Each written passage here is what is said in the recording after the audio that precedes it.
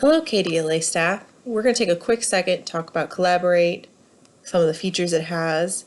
If you look over here to your left, you've got these three lines. Some call them pancake. And this is where you're going to want to go to start your recording. Make sure you're recording things so we can upload it later onto the portal.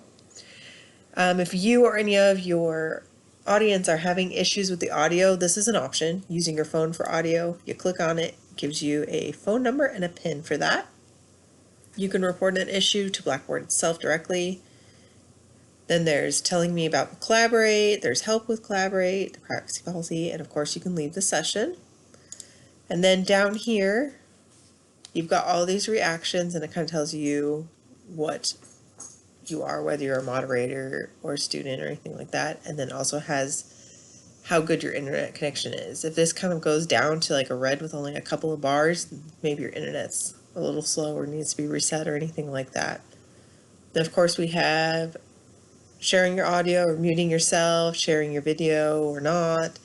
You can raise your hand. And then probably the one you use the most is over here on this right side. You've got these purple arrows.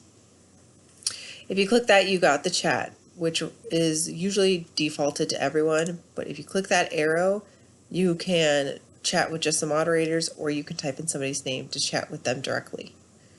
Then you have the attendees, which would have more in a real scenario. Sharing your content. So you've got this whiteboard, and this is where you can write anything on it. You've got a pen, you can type in a chat bubble, you can do any kind of shape. So those are all available to you. You've also got sharing your application or screen.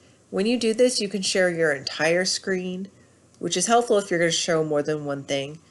Or you can choose a window, which is helpful in case you want to just share one Word document and not be afraid of showing the rest of it. Or you can show a different tab.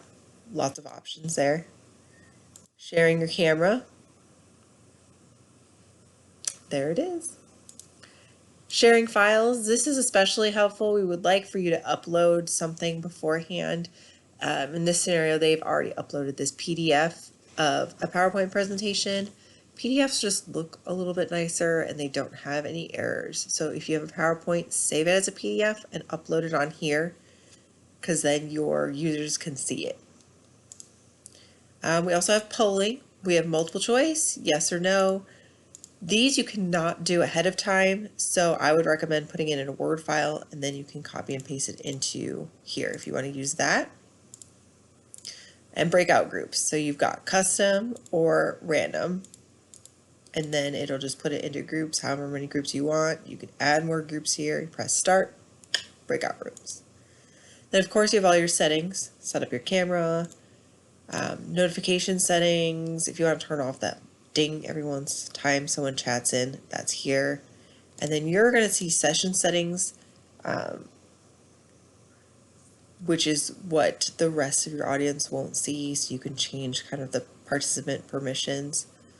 One thing I do want to show you is the displays closed captions, which is great out here because we don't have the captioner in the room right now. But in the future, that will be available with your captioner. Make sure you, when she comes into the room, add her as a captioner, change her permissions, and then right before you actually start the webinar, delete her from being a captioner and then re-upload her as a captioner, changing her permissions. You'll see in here you can do it. You can make a capture.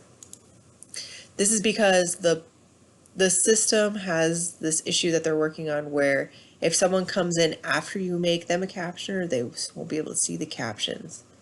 So we like to kind of reset that for everyone that's joined right before the webinar starts. There's their nuts and bolts. Let us know if you have any questions.